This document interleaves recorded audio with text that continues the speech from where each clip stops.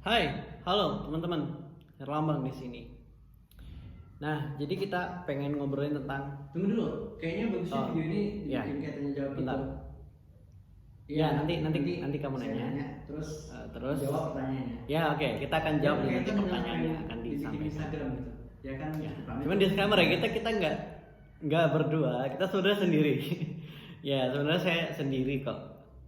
Berkaitan video yang di Ya, Instagram. sebentar itu aja. Oh, oke, Supaya siap. menjadi solusi buat Nah, teman-teman. jadi kita bakalan jawab nih pertanyaan yang nanti akan disampaikan. Ya. Hai.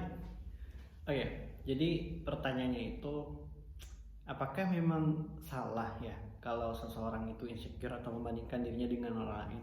Bukannya itu hal yang biasa aja, dan emangnya kenapa gitu kalau seseorang insecure dan membandingkan dirinya dengan orang lain?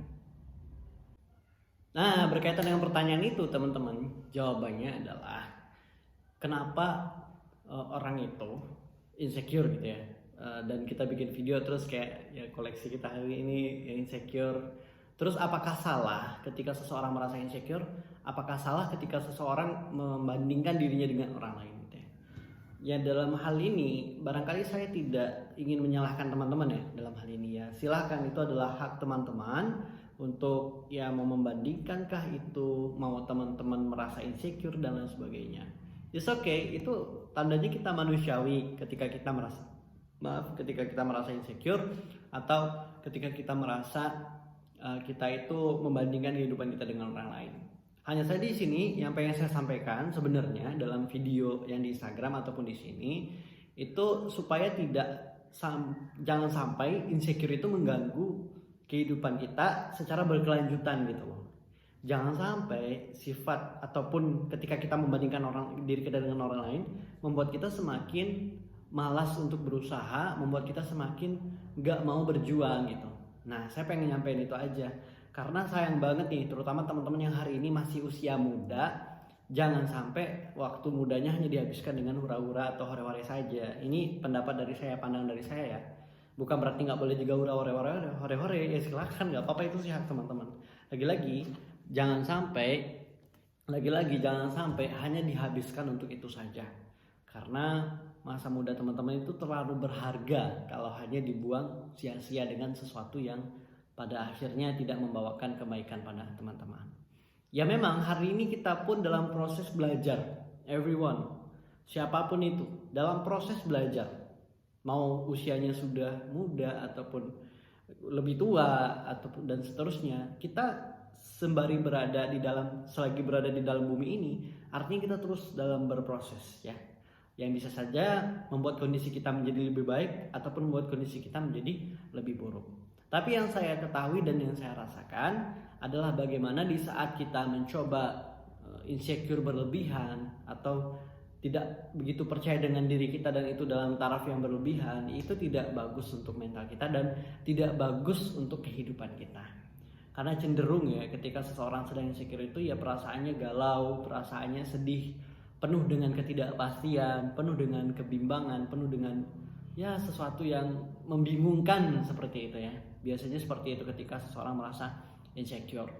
Nah, namun ketika teman-teman pada posisi itu, ya sebenarnya kalau itu hanya sesaat tidak masalah. Mungkin saja teman-teman merasa insecure atas kegagalan yang teman-teman lakukan dan it's okay, jadikan itu momen pembelajaran, jadikan itu adalah sesuatu hal yang teman-teman gak mau lagi kejadian seperti itu gitu. Walaupun pada dasarnya di kemudian hari nanti barangkali menemukan juga sesuatu yang bernama insecure. Jadi bagaimana kita mengurangi sih ya, kalau kita menghilangkan dari kehidupan kita, saya juga nggak berani jamin ya apakah bisa seseorang itu menghilangkan rasa insecure di dalam kehidupannya. Tapi kalau mengurangi, saya pernah melakukan dan bisa ternyata gitu kan. Kita coba ambil sisi lain, kita coba melihat dari sudut lain tentang insecurity ini. Kalau kita melihat dari sudut definisi insecurity, itu adalah sesuatu yang negatif dan memang seharusnya tidak terjadi di dalam diri kita. Tapi kalau kita melihat dari sisi lainnya, insecurity ini juga ternyata menjadi momen evaluasi bagi diri kita gitu kan. Artinya di saat insecure itu kita merasakan sebuah kebimbangan, kegalauan yang itu harusnya sih ya menjadi evaluasi bagi diri kita untuk kedepannya agar jangan bimbang lagi, jangan galau lagi. Artinya insecurity menjadi sebuah pengingat dalam keadaan di fase kehidupan kita, terutama di masa muda kita. Ya memang di fase-fase quarter life crisis yang serba bingung, ataupun pada fase kita banyak tuntutan sehingga kita bingung mau mana dulu nih yang mau didahulukan, seperti itu. Nah maka dari itu buat teman-teman semua yang merasakan insecure, maka sama-sama kita jadikan insecure itu adalah titik balik kita untuk menjadi lebih baik gitu loh. Kita jadikan insecure itu pelajaran, kita jadikan insecure itu adalah evaluasi atas apa yang pernah kita lakukan. Dan tentu kita berharap jangan sampai nanti rasa insecure itu menjadi hal yang berlarut dan membuatnya menjadi panjang, sehingga membuat kita menjadi orang-orang yang selalu insecure hidupnya. Terus yang kedua, membanding-bandingkan dengan kita dengan orang lain is okay ketika membanding-bandingkan dan membuat kita termotivasi dalam membandingkan hal tersebut. Memang kadang ada tipe orang yang motivasinya adalah timbul dari orang lain gitu loh. Motivasinya timbul dari kompetisi, sifat orang yang kompetitif, lebih cenderung kompetitif. Biasanya dia akan lebih terpicu dan lebih semangat berjuang kalau dia membandingkan antara dirinya dengan orang lain. Nah, sehingga dia akan terpacu tuh. Dia misalnya si Fulan udah nyampe sini nih, udah sukses di bidang ini itu dan sebagainya. Saya masih gini-gini aja. Maka dari itu saya harus lebih baik dari si Fulan. Dan saya harus melakukan hal yang lebih lagi supaya bisa lebih baik dari yang orang ini gitu kan, dari si Fulan misalnya. Ada yang seperti itu tipe orangnya, dan nggak masalah jadinya kan ketika memang dalam konteks membandingkan, tapi dijadikan pembanding itu sebagai motivasi untuk bergerak gitu. Dijadikan sebagai sparring partner, atau bahasa lainnya adalah rival ya. Kita membandingkan diri kita dengan orang lain, dan orang lain kita jadikan rival untuk melakukan kebaikan. Ya tentu dalam konteks kita tidak iri hati ya. Maksudnya dalam iri hati di sini adalah mencelakai orang yang sedang kita jadikan rival gitu. Bukan seperti itu konsepnya ya. Justru itu hal yang baiknya tidak dilakukan ya, mencelakai orang yang kita anggap sebagai rival kita. Justru yang kita lakukan baiknya ya kita ambil sisi terbaik dari antara pembanding kedua ini gitu loh. Ketika kita mengetahui si A dia bisa menjadi hebat dan sukses dengan melakukan sebuah habit kebaikan, habit yang baik gitu kan, atau karena dia berlatih setiap hari, ya udah kita ambil sisi itunya. Apa yang bisa kita lakukan supaya juga bisa hebat seperti si A ini misalnya, karena kita membandingkan.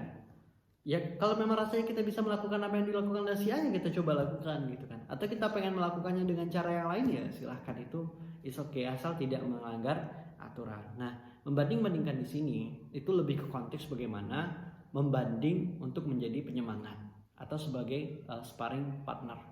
Memang perlu juga sih, apalagi tipikal kita orang yang suka jiwa kompetitif, sehingga itu akan memicu kita untuk lebih semangat dan melakukan lebih baik lagi dari sebelum-sebelumnya. Dalam latihan yang namanya deliberate practice, yang membuat orang bisa lebih expert di satu bidang, itu ada nama metode pelatihannya namanya deliberate practice. Salah satunya itu adalah sparring partner. Bagaimana kita mencari orang yang mungkin selevel dengan kita kemampuannya di bidang itu, atau yang memang kita anggap sebagai rival kita, dan itu bagus untuk kita berlatih gitu. Jadi ketika teman-teman membandingkan diri teman-teman dengan orang lain, itu ada sisi positifnya juga, di saat pembanding yang teman-teman lakukan adalah untuk menjadi motivasi atau dorongan penyemangat teman-teman melakukan sesuatu hal gitu. Ya nggak masalah kalau mau banding-bandingkan, tidak boleh gitu kan. Tapi di sini yang coba saya highlight, jangan sampai membanding-bandingkan hanya sekedar membuat teman-teman masuk ke ranah yang namanya insecure atau overthinking yang berlebihan gitu. Memikirkan sesuatu yang di luar zona pemikiran teman-teman, memikirkan sesuatu yang di luar batas kemampuan teman-teman untuk memanagenya. Maka dari itu ya jangan sampai nanti sampai ke situ pemikirannya gitu loh. Ketika teman-teman berusaha membanding-bandingkan diri dengan orang lain. Nah, ketika teman-teman membandingkan diri dengan orang lain dalam konteks untuk motivasi itu boleh, tapi ketika dalam konteks itu hanya sekedar untuk insecurity ataupun sekedar untuk overthinking, ya coba pikir-pikir lagi deh ya. Kayaknya itu tidak efektif dan gak worth it banget sih buat teman-teman hari ini.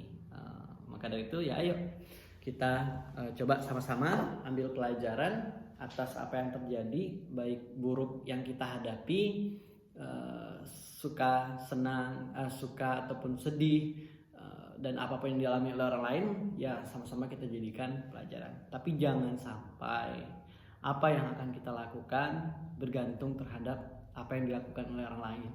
Karena sejatinya kita memiliki zona kita sendiri, ya kitalah yang memutuskan apa yang akan kita lakukan, lah kita yang memutuskan what next dan apa yang akan kita tuju nantinya. Jangan sampai kebahagiaan, kesuksesan teman-teman itu tergantung kepada orang lain. Oke, I think that's enough. Semoga video ini bermanfaat ya. Thank you juga udah nanya dan semoga pertanyaannya terjawab.